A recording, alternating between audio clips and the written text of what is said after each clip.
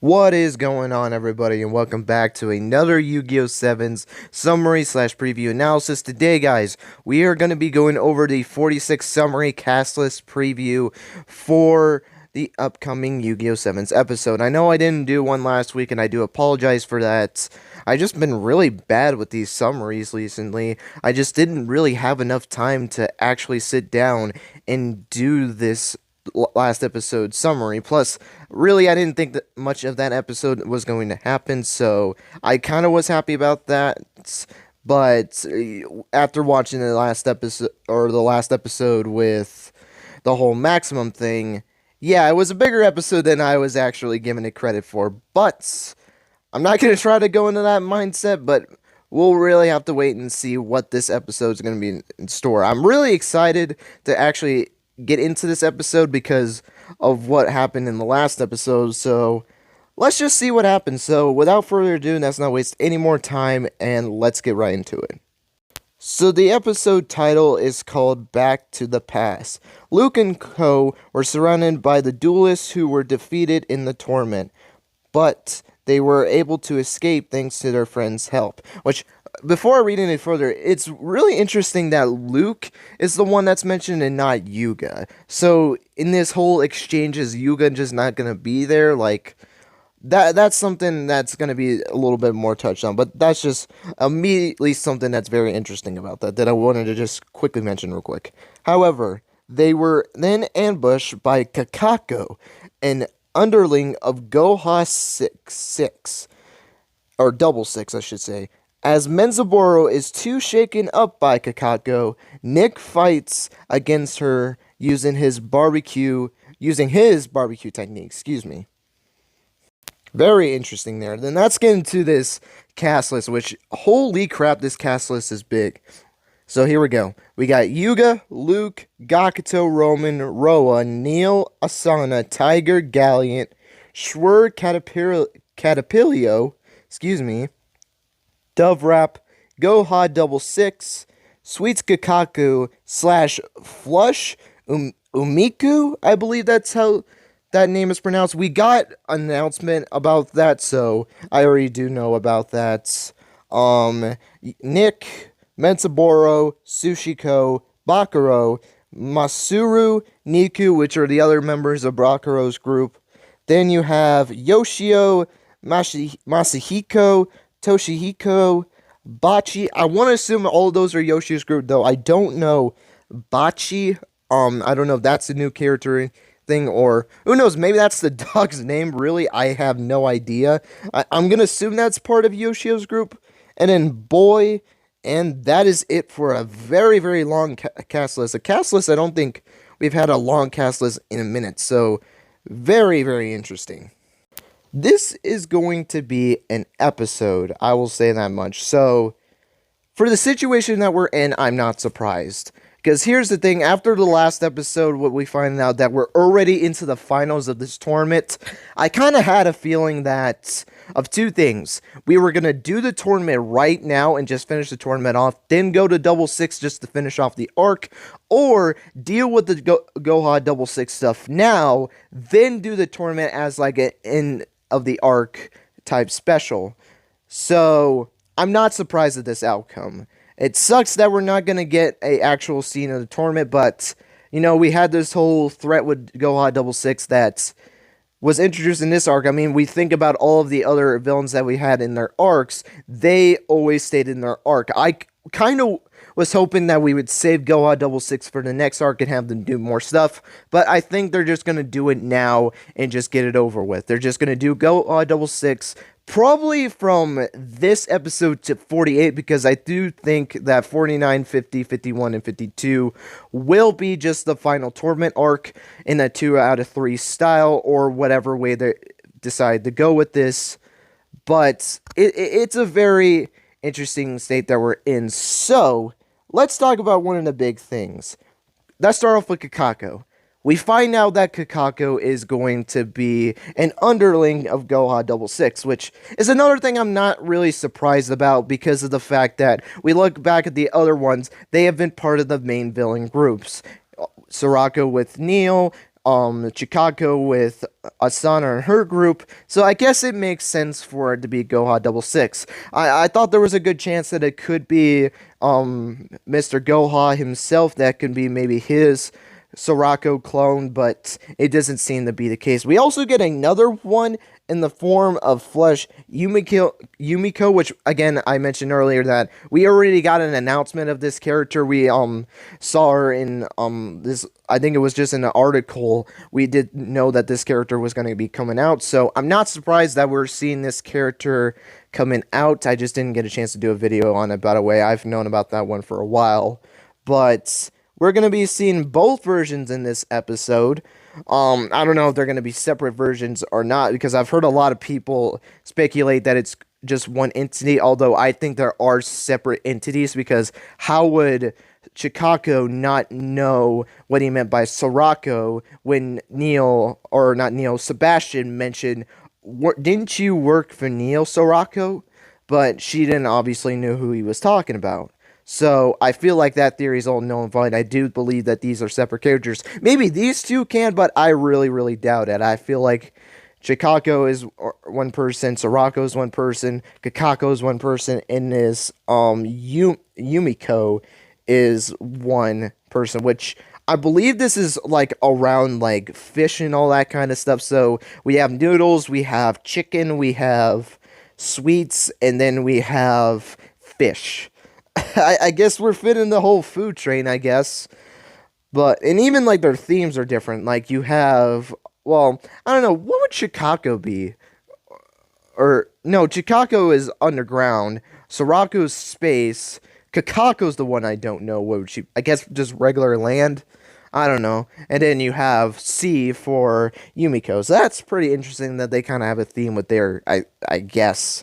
But you even have Metsuboro, and he's shaken up by Cacaco, but probably because of two things. He can either be confused about this character not being Sorako, like probably what it seems like in this preview, that he knows, or he thinks that this character that he's talking to is Sorako, because obviously we had the same thing with Sebastian when he got confused about Cacaco, so Metsuboro's kind of doing the same thing with Sweet's Cacaco and thinking that this is Sorako, which obviously isn't the case, and he might be so shaken up by this because he's either excited that she's back, or might be concerned about them being different versions, or might be the situation that's going on, though.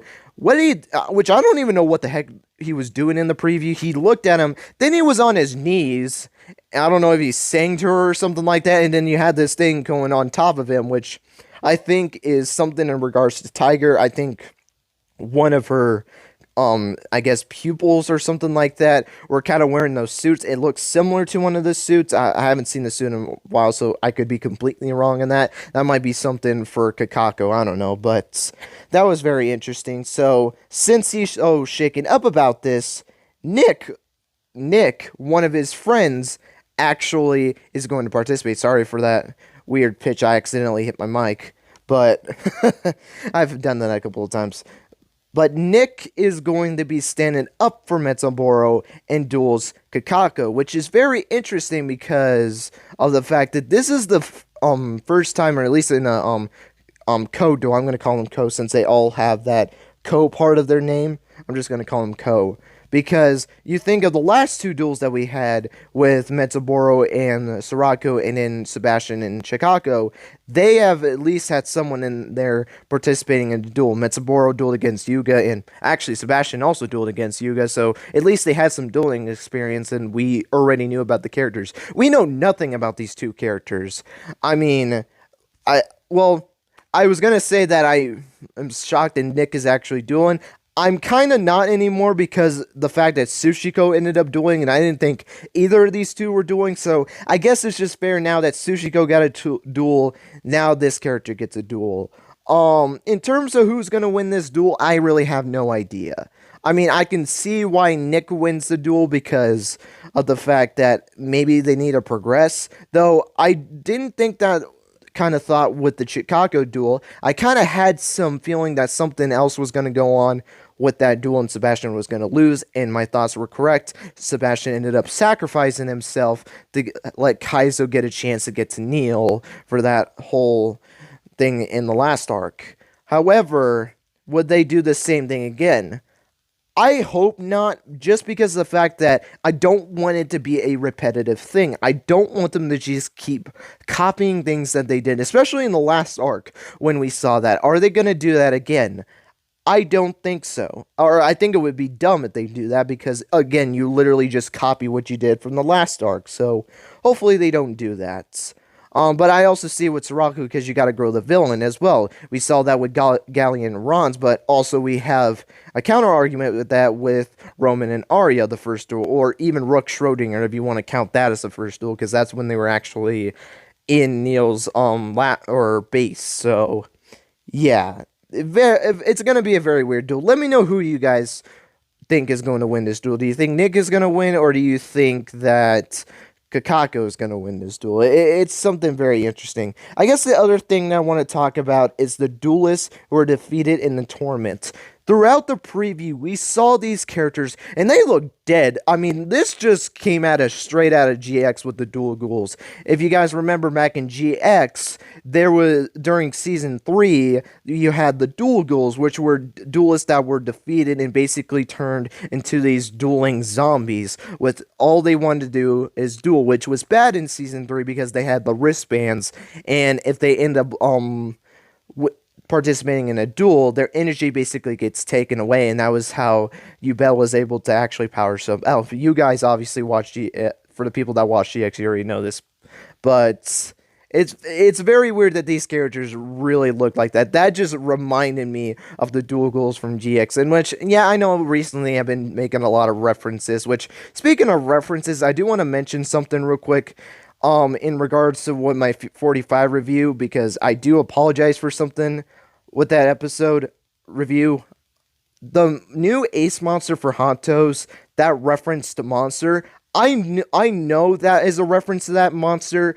In the original recording, because I actually had to do a re-recording of the video because my mic actually shut off during that review, so I actually had to redo that video. I thought I had already mentioned it, but apparently it got deleted as well, so I actually didn't end up mentioning it. I was just making a joke with the hippos, because I just wanted to be funny, since I've been on a whole train with Yu-Gi-Oh! Arc 5, you know, me covering Yugioh's new Ace monster, Lyralus supports, and you know that I made that reference from Arc 5 with the whole brainwashing gimmick. I kind of just wanted to do that just to be really funny, but obviously, in doing so, I actually didn't put the actual reference. So, my apologies. I'll make sure to pay attention, a little bit better attention to that. So, for people that were confused of why I made a reference to the Perform Pal Hip Hippo instead of that monster, I did reference it, but it got cut from the video by accident. So I do want to kind of point that out. So my bad. I shouldn't have been a little bit better on that. So apologies for that. But anyway, I think is going to be it. I don't think there is anything else for that. You got the GX reference. It's cool that we're seeing Goha 66 getting in action. Again, I thought they might have been somewhere in the next arc, but they decided to actually put in this arc just to fit everything together. As what they're going to do, I have really no idea. This summary doesn't really give me anything of what their motives are. They've been a very interesting group in the fact that they want to do something, and it's really cool that they're wanting to do something that's not revolves around rush duels, because that's been every single villain's motive.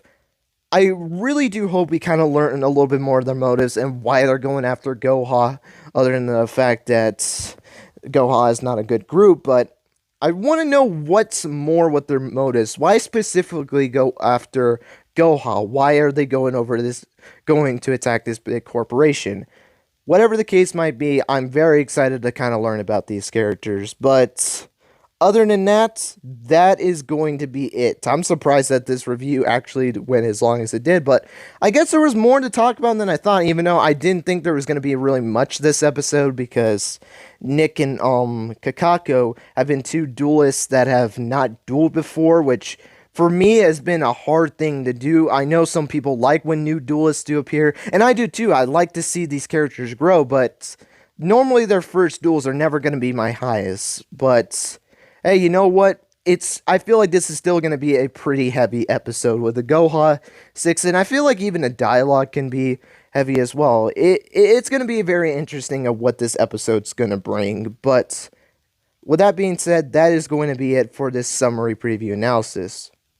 Hope you guys enjoyed. A little bit of a longer one, but this is kind of making up from the last one, and also there was actually quite a bit to actually talk about, surprisingly, because even when you look at it, there doesn't look that much. And also, the fact that Luke is going to be the one doing something and not Yuga, that's another very interesting aspect that I actually just forgot to mention. So, very interesting there. I don't know what Yuga's role is going to be in this. Neil and Roa, I'll add them in there as well, because when I think of Luke and Co., probably I think it's just going to be Roman and Gagato, and then obviously you have Bakuro's group and Yoshio's group in there as well. So we'll see what ends up happening. But guys, that is going to be it. Thank you guys so much for watching. I hope you guys enjoy. Let me know what you guys' thoughts are on this summary. Are you guys excited for the next episode? And let me know who you think is going to win this duel. Do you think Nick is going to win, or do you think Cacaco is going to win? But with that being said, thank you guys so much for watching. And until next time, guys,